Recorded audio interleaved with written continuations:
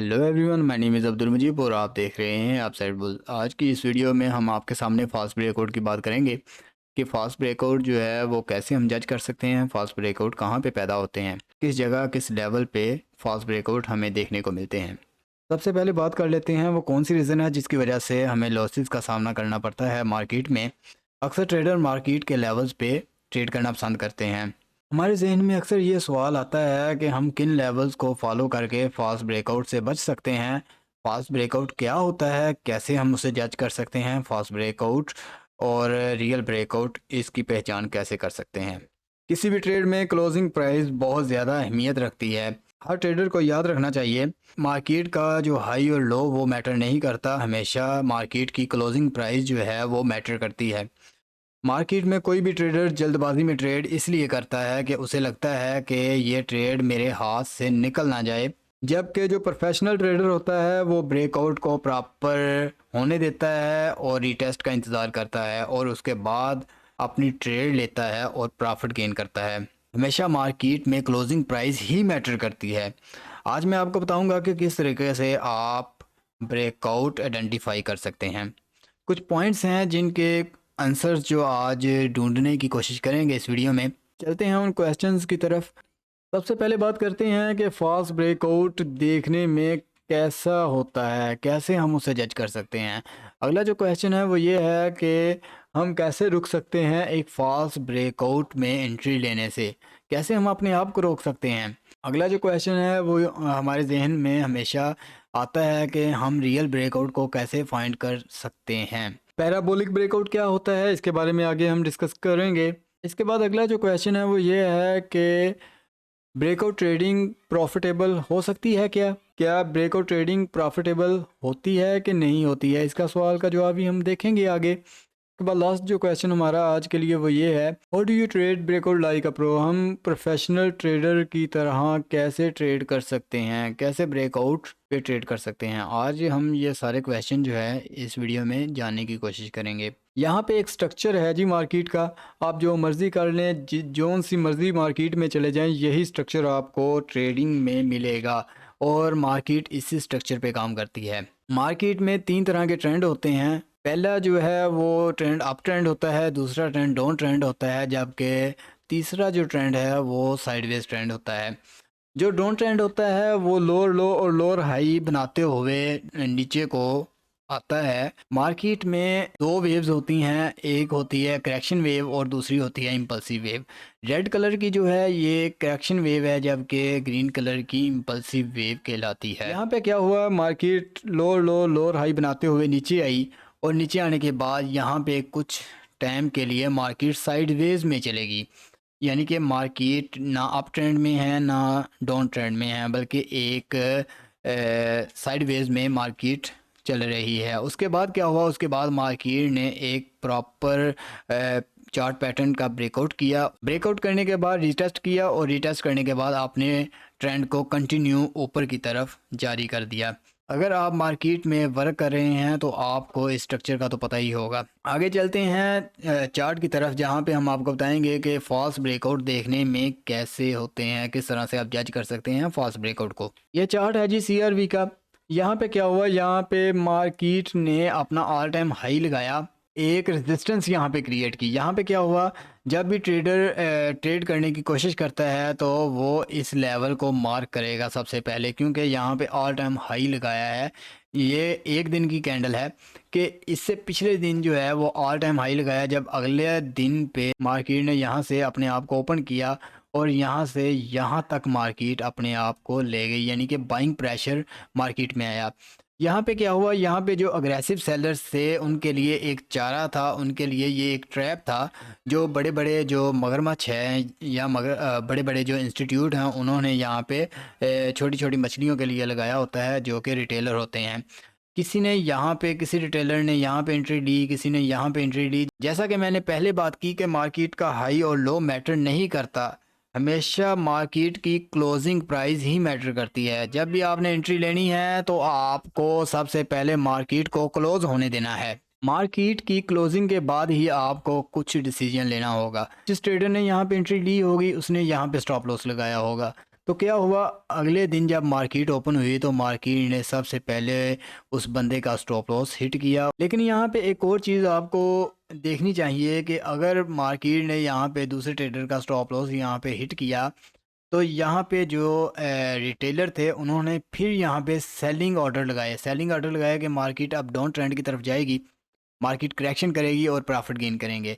लेकिन यहाँ पे क्या हुआ, सेलर्स ने यहाँ पे एंट्री डाली होगी और अपना स्टॉप लॉस यहाँ पे लगाया होगा। अगले दिन क्या हुआ, नेक्स्ट डे मार्केट दोबारा से अप ट्रेंड में गई और सेलर्स का यहाँ पे स्टॉप लॉस हिट किया। स्टॉप लॉस हिट करने के बाद उनका नुकसान हुआ और नुकसान होने के बाद फिर से मार्केट ने यहाँ पे करेक्शन करनी शुरू कर दी। यहाँ पे ये जो इस किस्म के जो ट्रैप होते हैं हमें इनसे बचना है। ये एक लेवल था जो कि एक एज ए रेजिस्टेंस काम कर रहा था। मार्केट ने यहाँ पे करेक्शन लेने के बाद इस लेवल को तोड़ दिया। तोड़ने के बाद एक बार फिर से ये एक ट्रैप क्रिएट हुआ जिसमें जो बायर्स थे उन्होंने यहाँ पे एंट्री डाली और यहाँ पे स्टॉप लॉस हिट करवाए जब मार्केट ने अपनी करेक्शन की। तो इस तरह से मार्केट वर्क करती है। आपको जानना चाहिए कि मार्केट हर बंदे को प्रॉफिट नहीं देती, हर इंसान इस मार्केट से प्रॉफिट नहीं निकाल सकता। मार्केट से सिर्फ वही लोग पैसा अर्न करते हैं जो कि स्मार्ट मनी के साथ चलते हैं। तो हमें स्मार्ट मनी के साथ चलना है, ना कि अपने माइंड को इस्तेमाल करते हुए, क्योंकि हम रिटेलर हैं। जो बड़े बड़े इंस्टीट्यूट हैं जिन्होंने बिलियन ट्रिलियन डॉलर की ट्रांजैक्शन करनी होती है, उनके पास वाफर मिकदार में पैसा होता है, जिसकी वजह से हमें उनके साथ साथ चलना पड़ता है। दूसरे वाला इसके बाद क्या हुआ, इसके बाद मार्केट ने यहाँ पे करेक्शन की और ये एरिया जो एज ए डिमांड जोन था, ये area as a demand zone react किया और यहाँ से बायर्स जो हैं वो बायर्स फिर मार्केट पे हावी हुए, मार्केट को पंप किया और दोबारा से फिर से एज ए ये जो रेजिस्टेंस थी इसे रिटेस्ट करने के बाद मार्केट ने इस रेजिस्टेंस को तोड़ा और कुछ देर के लिए यहाँ पे सस्टेन रही। लेकिन सस्टेन ना होने की वजह से क्या हुआ कि मार्केट को यहाँ पे रिजेक्शन का सामना करना पड़ा और ये एक फास्ट ब्रेकआउट साबित हुआ। उसके बाद क्या हुआ, मार्केट ने यहाँ पे इस जो चार्ट का पैटर्न था इसे तोड़ा, तोड़ने के बाद रिटेस्ट किया और डाउन ट्रेंड की तरफ मार्केट ने वर्क करना शुरू कर दिया। इसके बाद चलते हैं अगले चार्ट की तरफ जहाँ पे आपको और भी ज़्यादा तफसील के साथ एक्सप्लेन करूँगा। चलते हैं अगले चार्ट की तरफ और वहाँ पे फेक ब्रेकआउट को जज करने की कोशिश करते हैं। ये एक चार्ट है जी, एमबॉक्स का 1 आवर का चार्ट है। यहाँ पे क्या हुआ, यहाँ पे ये एक रेजिस्टेंस लेवल मार्केट ने क्रिएट किया।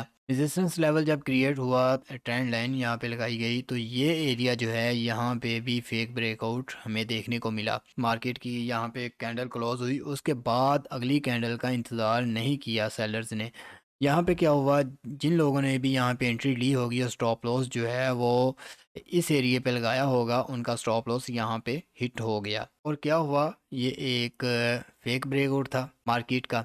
हमें जानना चाहिए कि ये देखें ये कितनी बड़ी विक जो है मार्केट में क्रिएट हुई। हमें यहाँ से ही पता लग रहा है कि ये सेलर्स का एरिया है, यहाँ पे बायर्स नहीं है। अगर यहाँ पे बायर्स होते तो यहाँ पे मार्केट जो है इस एरिया तक सस्टेन होती और आगे जो है रैली कंटिन्यू होती। लेकिन यहाँ पे जो है मार्केट अपने आप को संभाल नहीं सकी और करेक्शन कर गई। इसके बाद अगला चार्ट देखते हैं। इस चार्ट में क्या हुआ, इस चार्ट में एक लेवल है जी, ये लेवल, इस लेवल पे क्या हुआ, इस लेवल पे ये एरिया जो है, ये एरिया सप्लाई जोन रिएक्ट कर रहा है, ये एक रेजिस्टेंस है। मार्केट ने क्या किया, मार्केट ने यहाँ पे एक फेक ब्रेकआउट दिया। ये एक फेक ब्रेकआउट था जहाँ पे एक एक किस्म का ये एक ट्रैप है। यहाँ पे मार्केट ने क्या किया, मार्केट ने यहाँ पे जो बायर्स थे उन्हें ट्रैप किया और ट्रैप करने के बाद उनके स्टॉप लॉस इस एरिया पे हिट करवाए और उन्हें नुकसान हुआ। ये एक फेक ब्रेकआउट था।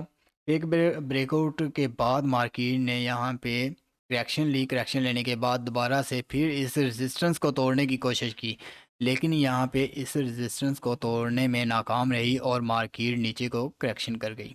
ये चार्ट जो है इसमें भी जब इन दो पॉइंट्स को मिलाया गया, ये जो दो पॉइंट हैं इन दो पॉइंटों को मिलाया गया, तो ये एक फॉल्स ब्रेकआउट देखने को मिला जहाँ पे ये एक ट्रैप था। यहाँ पे बायर्स ने एंट्री ली और उनका स्टॉप लॉस यहाँ पे और यहाँ पे इस एरिया पे हिट हुए, मार्केट करेक्शन कर गई। यहाँ पे एक डबल टॉप एरिया क्रिएट हुआ। ये डबल टॉप क्या है, डबल टॉप एक चार्ट पैटर्न है। ये आगे हम आपको बताएंगे कि डबल टॉप क्या होता है।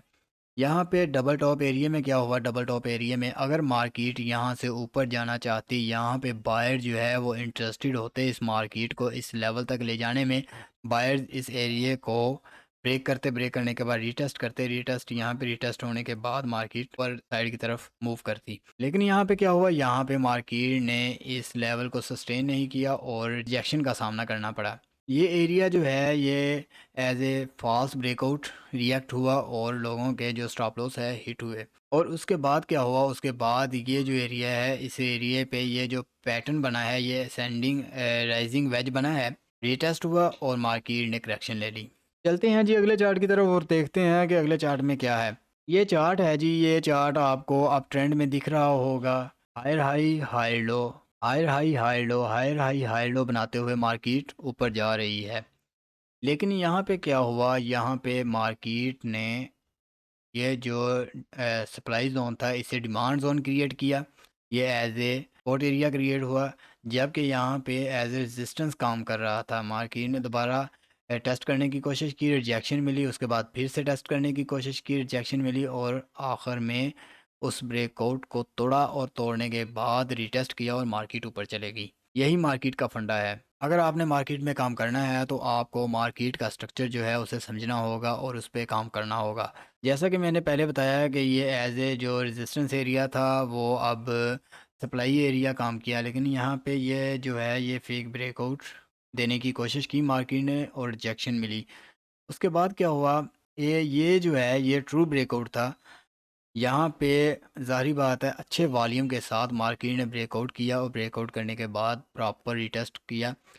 रिटेस्ट करने के बाद मार्केट ने अपनी रैली को अप ट्रेंड में कन्वर्ट किया। यहाँ पे क्या हुआ, जो बायर्स थे यहाँ पे वो ट्रैप हुए, उनके स्टॉप लॉस हिट हुए एक बार, दूसरी बार यहाँ पे स्टॉप लॉस जो है वो हिट हुए। मार्केट में जो बायर्स थे उन्होंने यहाँ पे अपनी जो बाइंग की और इस एरिए पे जाके उनके स्टॉप लॉस हिट हो गए होंगे जब मार्केट ने करेक्शन की होगी। तो आपको इन फेक ब्रेकआउट से बचना है, फेक ब्रेकआउट से बचते हुए अपनी ट्रेड को कंटिन्यू करना है। उसके बाद देखते हैं जी अगला चार्ट, अगले चार्ट में क्या है। अगले चार्ट में ये चार्ट है जी, इस चार्ट में क्या हुआ, इस चार्ट में ये एरिया जो है ये एक फेक ब्रेकआउट है। मार्केट में इस एरिया को रेजिस्टेंस को तोड़ा और तोड़ने के बाद कुछ देर के लिए 3-4 घंटों के लिए मार्केट यहाँ पे सस्टेन रही, लेकिन यहाँ से मार्केट करेक्शन कर गई। और जिन लोगों ने यहाँ पे बाइंग की होगी, जिन भाइयों ने यहाँ पे बाइंग इस एरिया में बाइंग की होगी, उनके यहाँ पे स्टॉप लॉस जो है इस एरिया पे स्टॉप लॉस हिट हो गए होंगे। मार्केट हर बंदे को पैसे, हर बंदे को रिवॉर्ड नहीं देती। हमेशा जो स्मार्ट मनी है हमें उनके साथ ही चलना होता है। ये फेक ब्रेकआउट था, ऐसे फेक ब्रेकआउट से हमें बचना है। ये थी आज की वीडियो जिसमें हमने आपको बताने की कोशिश की कि आप किस तरह से फेक ब्रेकआउट से बच सकते हैं। अगर आपको ये इन्फॉर्मेटिव वीडियो पसंद आई हो तो हमारे चैनल को लाइक करें, सब्सक्राइब करें और शेयर ज़रूर करें।